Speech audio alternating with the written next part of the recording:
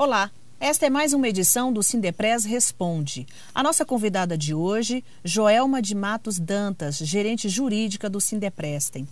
Joelma, muito obrigada por estar conosco aqui hoje, viu? Prazer é todo meu de estar aqui podendo contribuir. Muito bom. Bom, esse programa é transmitido pela internet no site www.tvsindepres.org.br. Para você que está nos assistindo, manda sua pergunta, dúvida e sugestão para o e-mail tv@sindepres.org.br.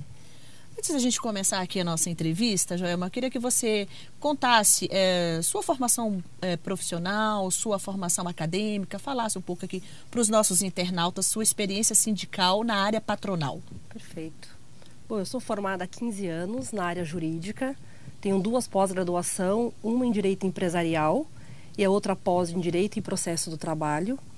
Estou trabalhando no Sindeprestem, que é o Sindicato das Empresas de Prestação de Serviços a Terceiros, Colocação e Administração de Mão de Obra e Trabalho Temporário no Estado de São Paulo, há 13 anos. É um sindicato patronal que defende, a categoria de trabalho terceirizado e temporário. Bom, hoje nós vamos falar sobre legislação do trabalho temporário, estabilidade de gestante e a contratação de pessoas com deficiência. Joelma, primeira pergunta. Quais as principais diferenças entre a contratação de mão de obra fixa, terceirizada e temporária? A contratação de mão de obra fixa é aquela fixa do próprio tomador de serviço, no qual ele não terceiriza. É a dele mesmo, ele não resolveu terceirizar.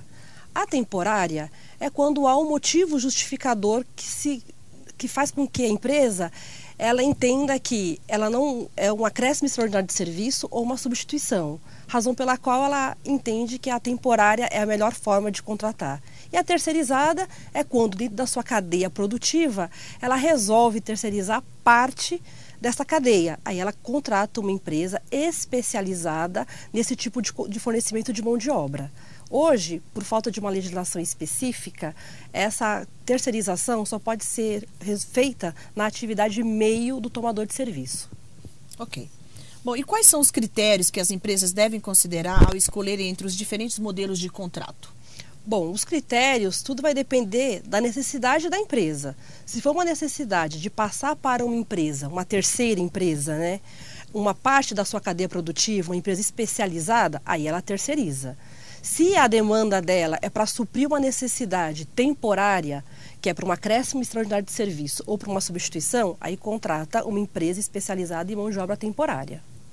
Ok. Em relação a uma trabalhadora temporária que fica grávida, por exemplo, quais são os direitos dessa trabalhadora? Bom, essa questão é um pouco polêmica porque uma trabalhadora temporária ela é contratada para suprir uma necessidade transitória ou de acréscimo extraordinário de serviço ou de uma substituição de pessoal regular e permanente. Quando se contrata uma trabalhadora temporária grávida ou que ela já veio grávida ou que ela ficou grávida nesse período, a empresa se depara com um dilema. Por quê? A demanda desse trabalho temporário ela pode durar um dia, no máximo até 3 meses. E se ela ficou grávida ou está grávida, como vai fazer com essa trabalhadora grávida se é um período muito curto? O cliente tem uma demanda por um período muito curto e acabou essa demanda e a trabalhadora continua grávida, é óbvio. Então, assim, é uma questão bem polêmica, no qual o Sindeprestem defende pela incompatibilidade de contratar uma trabalhadora temporária gestante nesse sentido de manter a estabilidade. Então, é uma questão polêmica porque a gente entende que é uma controvérsia manter uma estabilidade para um contrato temporário. Só para o trabalhador entender, Joelma, qual é a diferença nesse caso que a gente contou agora da trabalhadora temporária grávida, em relação a uma trabalhadora CLT, por exemplo, em relação a direitos? Então, a CLT, quando você contrata uma trabalhadora CLT, o vínculo dela com a empresa é um vínculo por prazo indeterminado. Ela não tem prazo para acabar esse vínculo. Então, nesse período, ela ficou gestante, porque ela não tem prazo, ela não foi contratada só para uma demanda temporária. Ela está trabalhando como CLT por prazo indeterminado.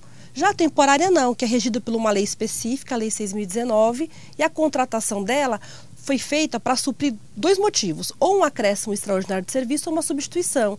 Se ela ficou grávida nesse período e a demanda acabou, o que fazer com essa trabalhadora temporária se não existe mais a demanda que originou a contratação dela?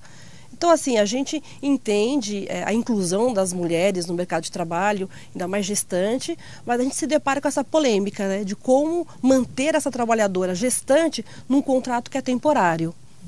Joelma, existe alguma discussão mais profunda sobre essa questão, por exemplo, hoje, no legislativo brasileiro, por exemplo? Então, essa questão é tão polêmica porque vários juízes de primeiro grau, muitos juízes já entendem que não há estabilidade da gestante. Os juízes de segundo grau entendem que há.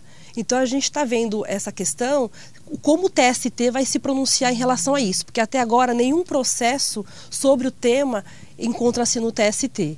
Então, é uma questão polêmica no qual a gente defende pela incompatibilidade de uma estabilidade com temporário, com contrato temporário. Você tem algum caso para ilustrar aqui para a gente de algum processo nesse sentido que tenha tido algum resultado já pela Justiça, por exemplo? Quais foram os vereditos? Então, alguns casos concretos referentes a julgados, os juízes de primeiro grau entendem que a demanda temporária é uma demanda muito específica, muito especial. Então, eles estão defendendo no julgamento dele, a grande maioria dos juízes de primeiro grau, pela incompatibilidade. Já os juízes de segundo grau, que são os desembargadores, né, do TRT, eles focam mais o olhar pela criança, pela proteção da criança, pela condição que a mãe vai ter de manutenção de um convênio médico. Então, é um olhar diferente, é um olhar mais social. Então, é um caso bem polêmico mesmo, né? Ok. Bom, a gente vai para o intervalo e voltamos em 1 minuto. Construída em frente ao mar, na Vila Tupi, na Praia da Enseada, a colônia de férias Bertioga tem capacidade para alojar 118 pessoas. São 36 quartos, com capacidade para 4 pessoas cada. Há ainda 2 quartos no térreo adaptados para deficientes físicos, com rampas de acesso. Todos os quartos são equipados com televisor, frigobar e ar-condicionado. Venha passar um momento de lazer com a sua família na colônia de férias Bertioga. Mais informações pelos telefones 0800 55 2623 ou DDD 11 3113 0500.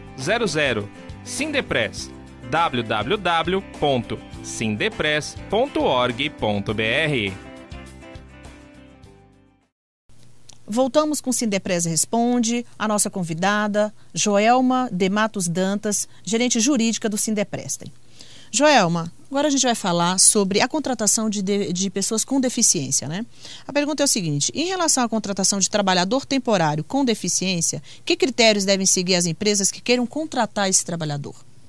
Bom, não existe nenhum critério específico em relação a isso.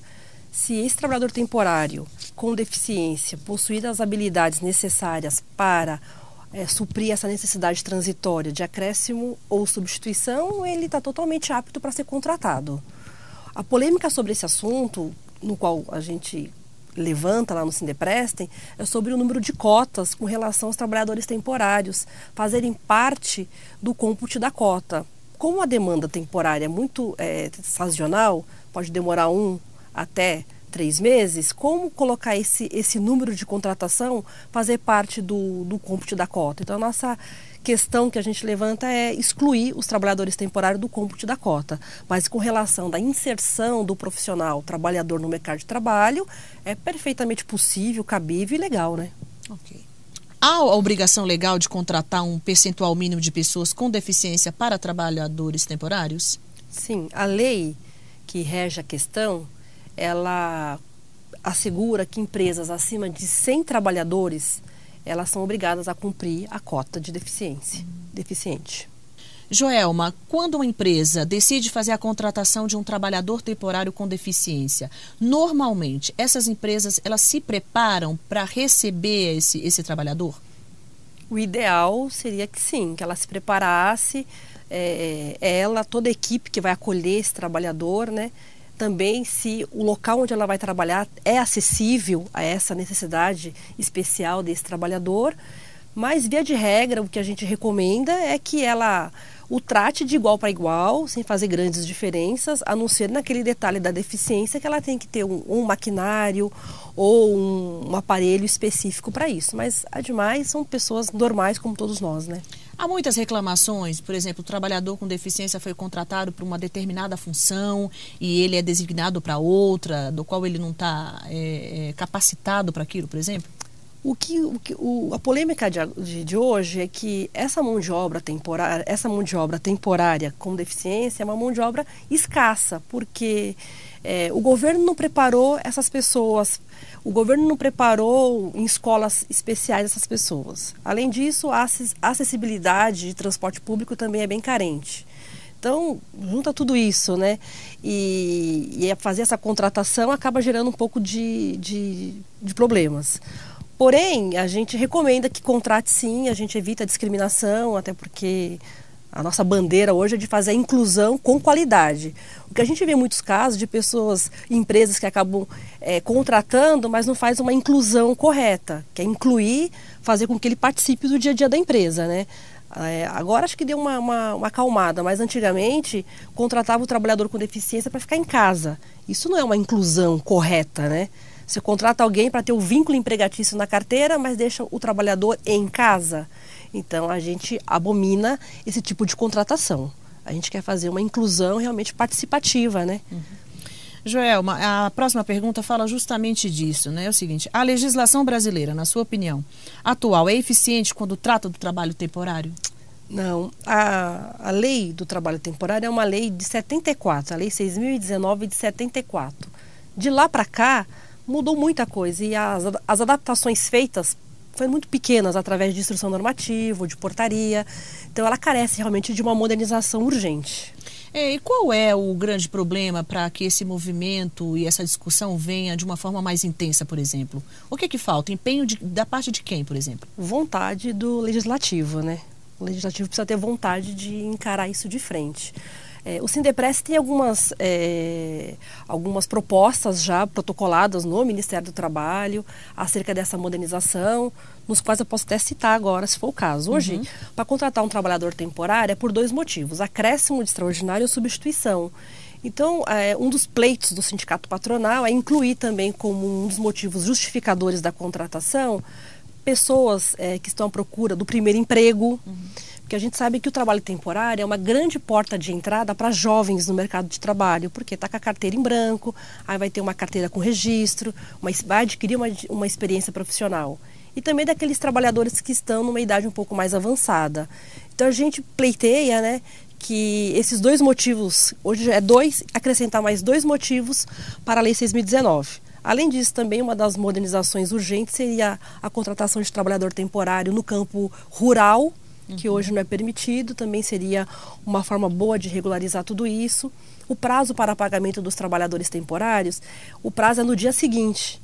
Então a gente também pleiteia um fôlego aí de 10 dias, como prevê um artigo da CLT, o 477, porque como o trabalhador temporário fica na empresa tomadora de serviço, até a empresa tomadora de serviço passar as informações para a empresa prestadora, fazer todo o cálculo da rescisão, de um dia para o outro, não tem tempo hábil. Então a gente pleiteia também um fôlego aí de 10 dias. Então a princípio são esses 3 itens, mas a gente tem mais para discutir sobre isso. Joelma, para a gente finalizar, quais são as perspectivas do trabalho temporário no Brasil? O que você acha desse setor, na verdade? Então, o trabalho temporário é uma lei muito importante. Como eu já citei, ela serve de porta de entrada para jovens, tira os jovens da informalidade ou contrata os jovens também no mercado de trabalho com vínculo empregatício. Nesse momento de crise que a gente está passando aqui, o temporário é uma contratação que as empresas tomadoras estão buscando, porque o mercado está incerto, a economia está incerta, então contrata-se por prazo temporário para sentir se a economia vai dar uma aquecida para continuar ou efetivando esses trabalhadores ou dispensando esses trabalhadores. Então, nesse cenário atual que vivemos, o trabalho temporário é uma grande saída para aguentar até que seja regulamentado a situação, né? Ok. Bom, eu realmente agradeço mais uma vez a sua presença aqui com a gente hoje. Muito obrigada aqui pelos seus esclarecimentos. E fica à vontade aí se você quiser acrescentar mais alguma coisa. Estou à disposição para ajudar no que for preciso. O Sindicato Patronal também está à disposição para tirar dúvida das empresas. E eu agradeço a participação. Muito obrigada. Bom, para todos que nos assistiram, um grande abraço e até o próximo programa.